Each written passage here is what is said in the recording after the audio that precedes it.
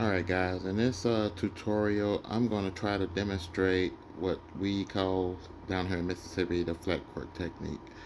Um, there's various different ways that you can actually rig this up, but the way you want to do it is you get your jig heads here.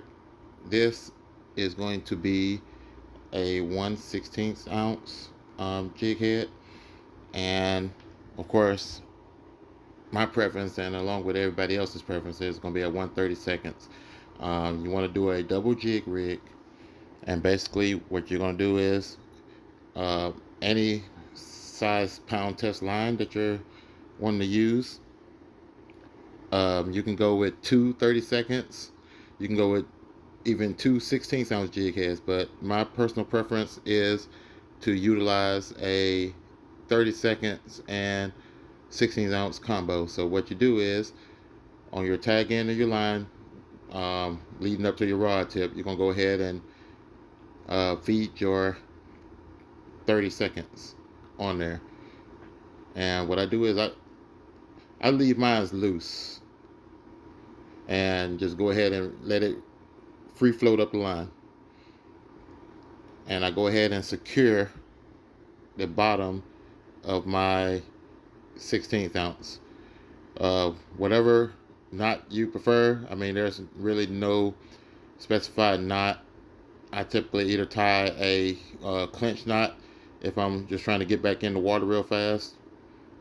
You got the Palomar, you got the improved clinch knot, you even got the uni. So I'm just going to turn around and do a simple clinch knot here. Go through, back around, and through. And normally you wet your line. I mean, for instructional purposes on this video, I'm not going to wet it. Just make sure that when you're doing this to go ahead and wet your line. Alright, so that's the bottom of your jig head setup, which is the 16th ounce. Then you're going to take your 30 seconds that you ran on the line earlier, and what you want to do is give yourself about, I'll say maybe a good foot, a foot and a quarter of space in between.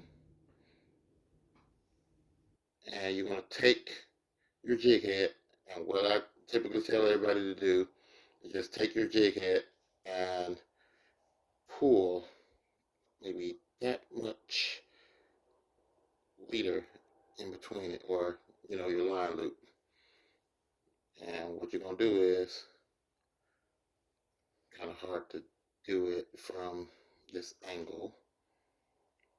What you want to do is you're going to take your index finger and kind of make a loop right here. And then you'll take the jig head like so. And you want to make sure you do at least 3 wraps.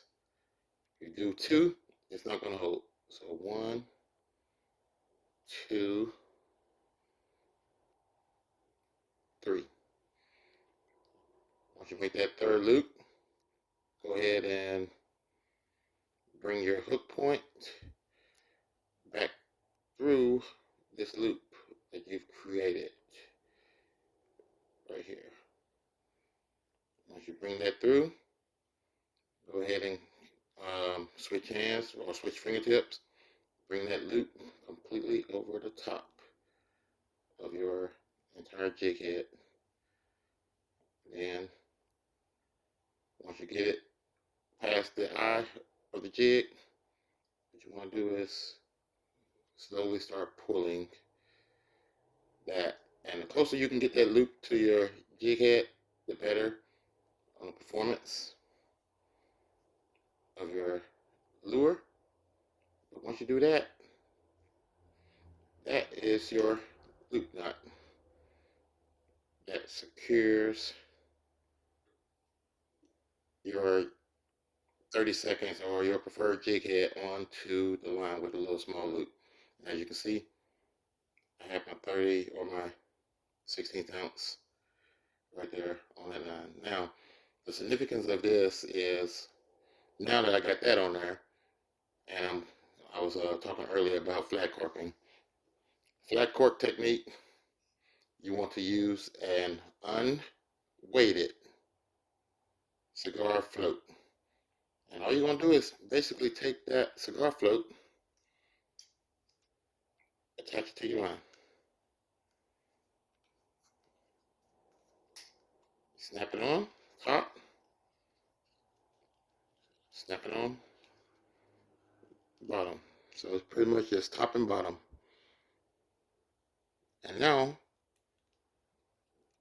the only thing you have left to do is to fish.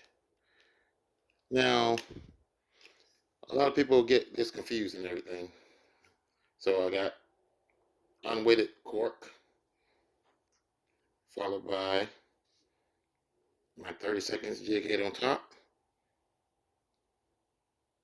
topped off with my 16 jig head on the bottom. And keep in mind there's about a foot to a foot and a quarter distance between my 16th ounce and my 32nd ounce. Now the float itself, you can adjust it up and down your line.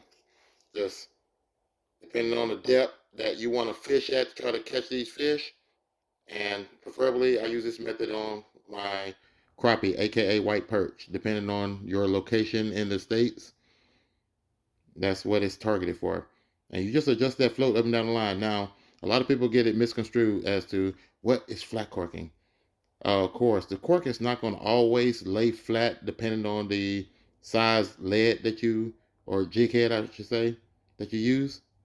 But it will lay primarily flat on the water. Now, what you're looking for is when you twitch that rod tip, and any movement that you don't make, like say for instance, you pop your rod tip and you see the cork, do that slightly, and you noticing that it's you, then just continue to do what you do.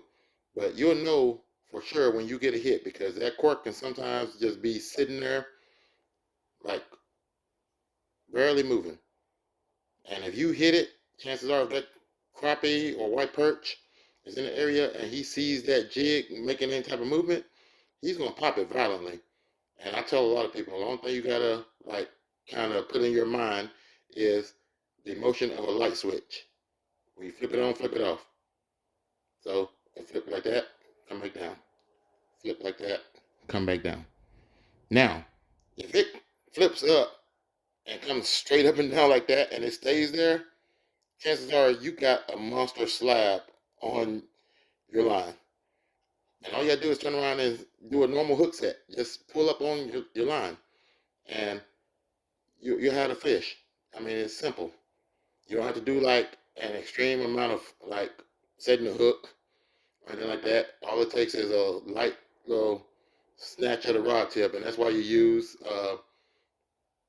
actually preferred uh, crappie rods when you're fishing for crappie, because of the um, finesse in the tip of the rod is very limber, and it allows you to turn around and put a little bit more pop into that hook set versus you using a stiff bass rod and overpowering it, putting too much pop into it and everything. Now, another way that you can rig this up is you turn around and take your top part off. Just take your whole entire top piece off and attach simply the bottom. Now, when you attach the bottom piece on there, what you want to do is take it and run it through twice and then secure it. What that does is it's going to help you keep your desired depth. Now, your cork is lying on your line just like that.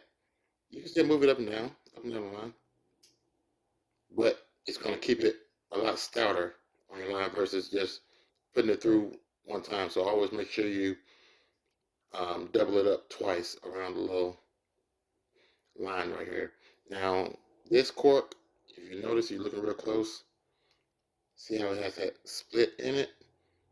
I try my best to inspect my corks, and I don't want to go out there and use anything that has that split right there in it, because what that does is, if you're in the heat of the moment and you're fishing and you get to popping these fish left and right, that line will eventually turn around and pop through that cork.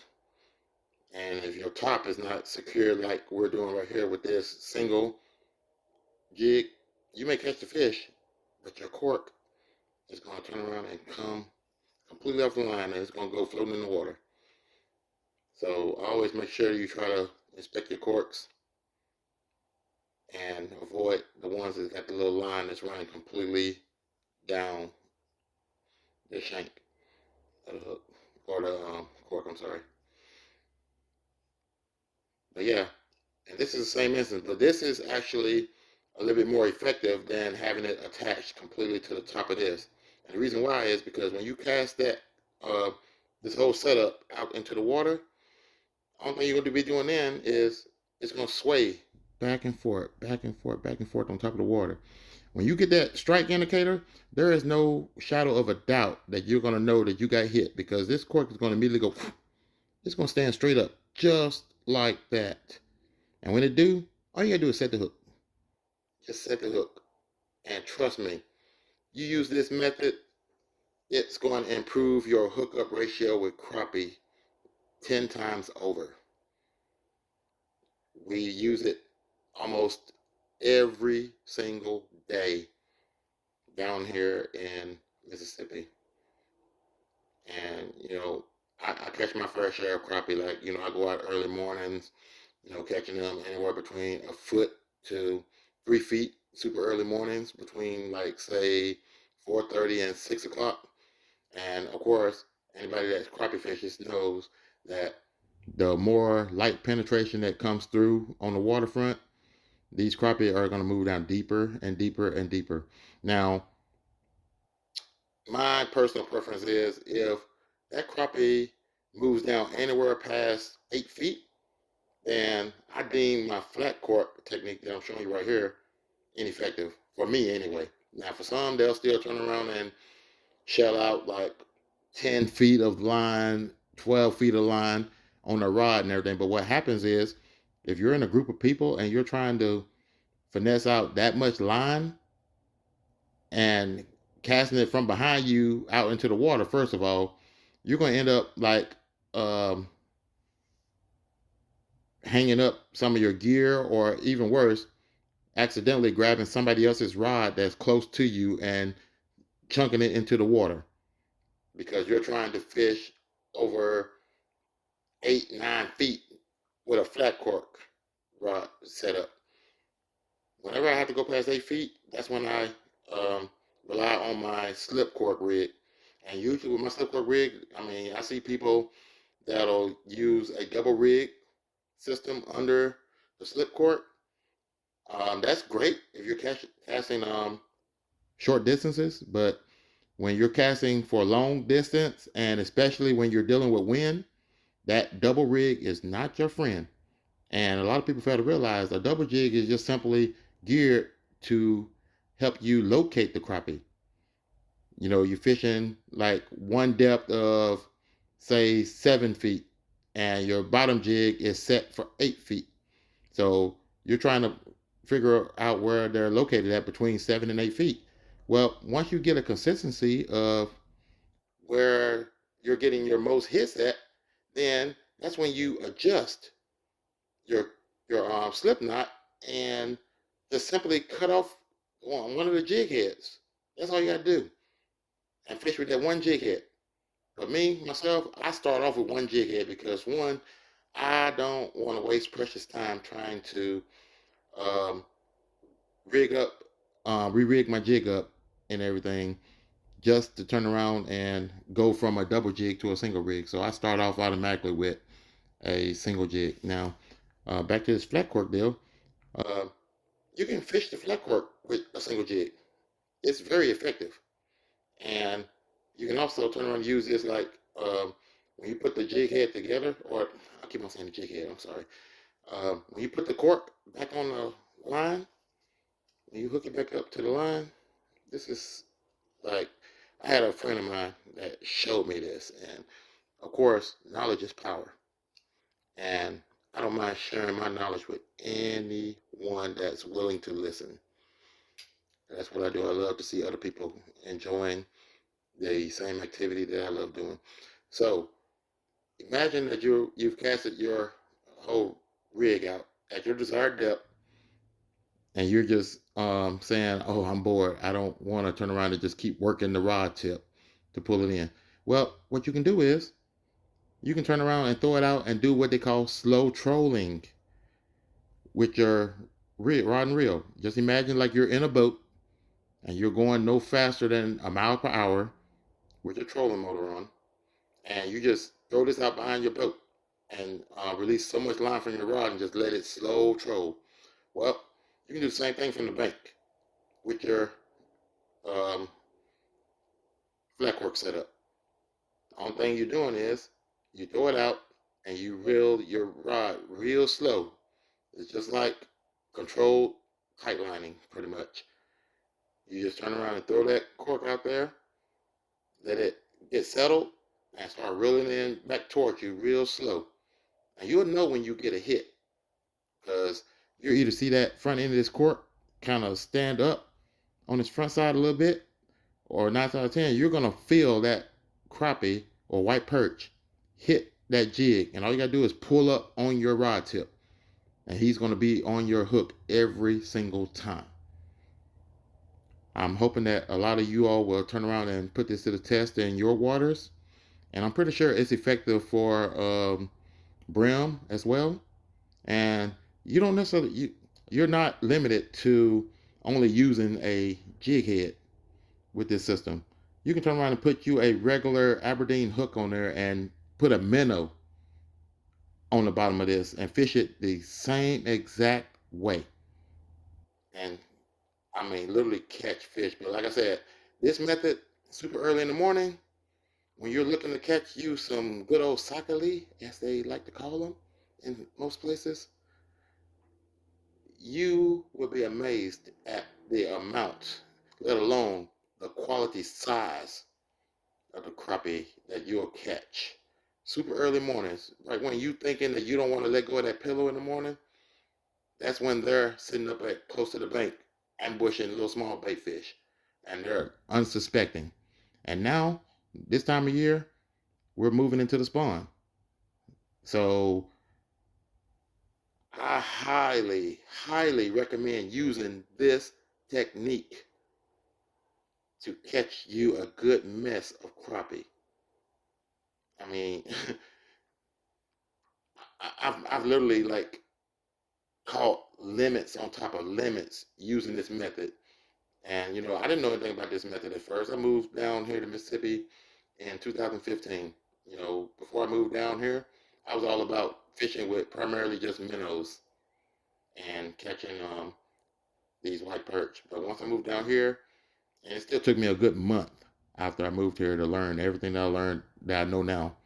But now that I know, anybody that asks me will turn around and get whatever information that they're asking me of that I know myself. Because like I said, I'm willing to turn around and share anything and everything with people that are willing to listen and everything. And like I said, I practice what I preach. I'm not going to turn around and tell you something that I'm not willing to do myself, because, like I said, I like to see everyone enjoying themselves, having fun. And like I said, this method is a banger. You will not be disappointed. So, with that being said, try this method out. And once you try it and you see exactly what it is that I'm talking about, uh, feel free to leave a comment down below and let me know if this method works for you. I really do hope that this video proves to be beneficial to a lot. Get your kids out, yourself included, have some fun, and hopefully my video will turn around and allow you to catch more fish, if not just be intrigued with how close you can fish up to the front of the bank and catch some of your bigger fish versus throwing way out far because you're thinking that they're out in the middle of the river and super deep. This time of year, those fish are getting ready to move in shallow because they're getting ready to start bedding, aka spawning. So fishing up super shallow, super close to the bank this time of year will prove to be deadly. And this is the deadliest setup that I can tell anybody about. You can fish this thing like a foot deep early parts of the morning, and right where you think you're about to get hung up at close to the bank, you're fishing a foot deep, and you twist that rod tip. You're going to see that cork flip, flip, flip, flip, right in front of your eyes, right on the bank. And all you got to do is pull straight up. And 9 times out of 10, it's going to be a huge slab that's going to be on the end of your line, and you're going to turn around and be like in amazement that that big fish was sitting that close. Now, I'm not afraid to share my location. We fish. I fish down here in Jackson, Mississippi, off of the Ross Barnett Reservoir, and we fish down here in the spillway system. And of course, it's a river system, and of course, a fish will grow to the size of its environment. We're in a river, guys. These white perch, aka crappie, are humongous. I'm talking about at any given time, you'll turn around and hook up with one that weighs a pound and a half. Some of them are weighing a little bit over 2 pounds. If we go up to my sister locations in Grenada, Enid, and sometimes maybe Arca Butler, still all parts of Mississippi and everything, they have controlled fisheries up that way, and you'll easily turn around and come across a lifetime catch of a crappie. I'm talking about a 3 pounder. Imagine a 3 pound crappie and you've hit it. You're almost close to the world record, which I think is like 5.34 pounds. I can't even imagine holding a 5.34 pound crappie, let alone, one that's pushing 3 pounds. But I have caught my fair share of those that's right at 2 pounds and 4 ounces, 2 pounds, 6 ounces. So I know that they are huge fish down this way and everything. But you just gotta be willing to turn around and get up those early mornings where you thinking that, oh, the rain is going to deter them or the cold is going to deter them. Guess what? These fish are like acclimated to the conditions, and just because you're not willing to get wet, guess what? The fish don't mind because they're already wet. So all you gotta do is dress for the occasion and get out there and start slaying. So that's all I have to say here about this video. So once again, unleaded cork, and your preference if you want to do two 30-second jig heads underneath that cork. You can do two 16th ounce jig heads underneath that cork. Or my personal preference is I like using a 16th ounce on the bottom. Give it about a foot to a foot and a quarter inches of lead line. And then do my loop knot and put on a 30 seconds up top. You can use pretty much any jig that you want to set this rig up. The most effective ones that I've seen down this way that are getting utilized right now will be a toss-up. You got your Bobby Garland baby shads, and you got your crappie magnet jigs by Leland Lures. Both are highly effective.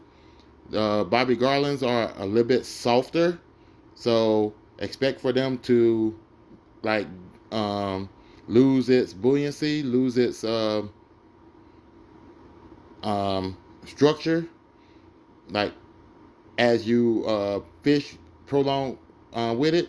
But the crappie magnet, like I said, it's a little bit more sturdier and it's a little bit more effective. And I have another video out here on my channel. You can go look it up, and it shows how I pre-harden the power bait crappie nipples and everything. That's what I use to put or to tip the back of my jig head with, um, to entice these fish to bite a little bit better.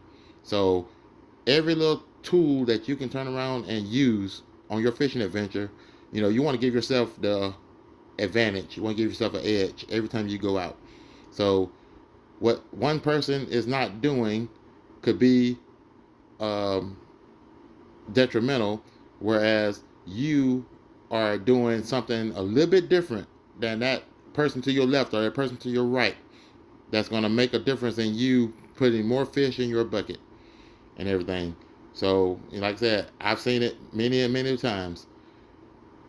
People can be fishing the same exact depth, using the same exact jig head, the same jig head color, and one person's not catching where the other person's catching. And it's all because they're doing something a little bit different. And who knows? It could be because they're using a crappie nibble and you're not. Or they're using some type of attractant spray and you're not. And there's many different types of attractant sprays out there. My go-to preference on attractant sprays is going to be Bang, Bang, and I usually try to locate the shad scent. If I can't get the shad scent, I'm going to go with the combo. The combo has both crawfish and shad pheromones mixed all in one. So that in itself is a plus if you can find the combo. Or just go with straight crawl or crawfish. That works also. So that's just a little information that I decided to pass along to you all today. I felt like it was well overdue for me to turn around and drop this little informational video. So I hope that um, my tutorial will help those that are struggling with catching crappie actually catch a few more and everything. So like I said before, let me know in the comments if this video has been informative to you and if it works.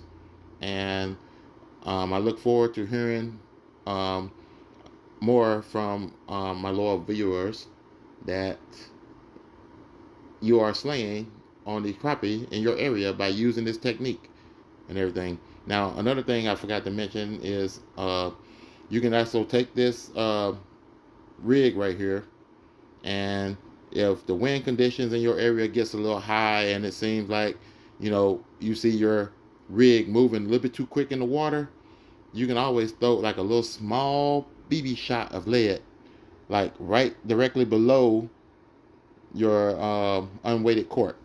Now a lot of people probably looking at it like, well, if I'm gonna throw a piece of lead on there, why not use a leaded cork? Well, for two reasons. One, leaded cork is already pre-weighted, so you don't know how heavy that cork is going to be once it hits the water. And leaded corks already has a tendency of standing straight up and down. You don't want it standing straight up and down if you're going to utilize the Flat-Cork technique. So by you throwing a little small BB shot of lead on it, it's not really going to affect the laydown of your cork.